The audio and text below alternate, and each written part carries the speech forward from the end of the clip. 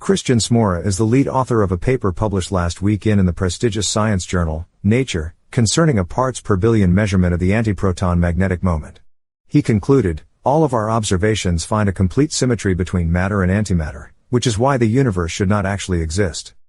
Okay, I admit that living in a universe that shouldn't exist is quite exciting. My heart rate increased as soon as I saw the headlines in the popular press. Apparently, the measurement of an antiproton magnetic moment with no discovery of asymmetry was not enough of an attention grabber. Why shouldn't the universe exist according to Smora?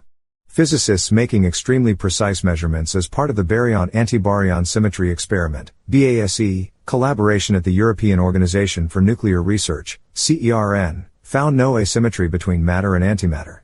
This apparently is a problem. Why is there such a fuss? We see a lot of matter around us. Antimatter, in contrast, is quite scarce. Particles and antiparticles annihilate each other when they come in contact. So why did all the matter and antimatter in such close proximity at the time of the so-called Big Bang not completely annihilate one another? Scientists have long postulated some kind of asymmetry of particles and antiparticles to explain the relative abundance of matter that we observe in the current universe.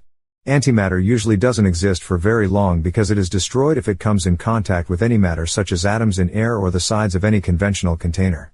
Thus, antiprotons had to be artificially generated at CERN and then cooled to approximately absolute zero. Electrical and magnetic fields were then used to capture the antiparticles in a complete vacuum with 10 times fewer particles than even interstellar space. This research took 10 years and is very important despite the startling conclusion. This latest research indeed is a fantastic confirmation of a property of antimatter, but it still doesn't answer the question of why there is a surplus of matter over antimatter today. Nor does it answer the question of why we might be living in a universe that shouldn't exist. The experiment really was more about what was not discovered instead of what was discovered. Just because the desired asymmetry was not yet discovered does not mean that it does not exist. Or is it possible that all of this undiscovered knowledge could lead to a paradigm shift? Researchers have looked for a difference in mass, electric charge, and now magnetism, but so far the particles and antiparticles have proved to be amazingly symmetrical. Researchers are now hoping to study antimatter's antigravitational effect. In other words, would antimatter fall up?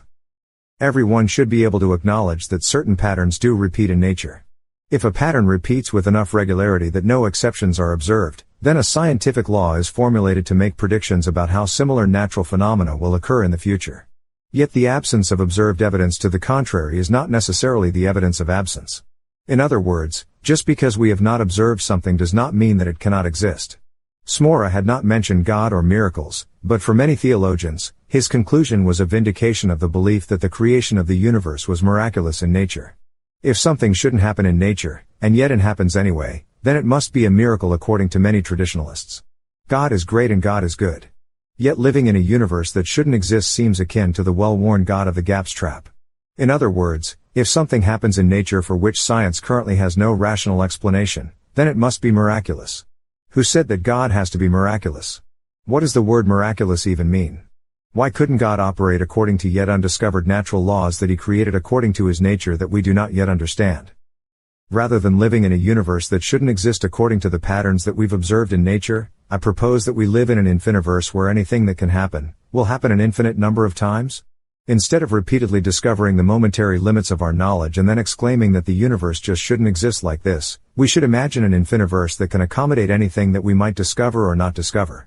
In an infiniverse we would have to acknowledge that we could never know or understand it all. Then there would be no reason to believe that we are living in a universe that shouldn't exist. Yet the prospect that we can someday understand all the laws of nature is too tempting for some people.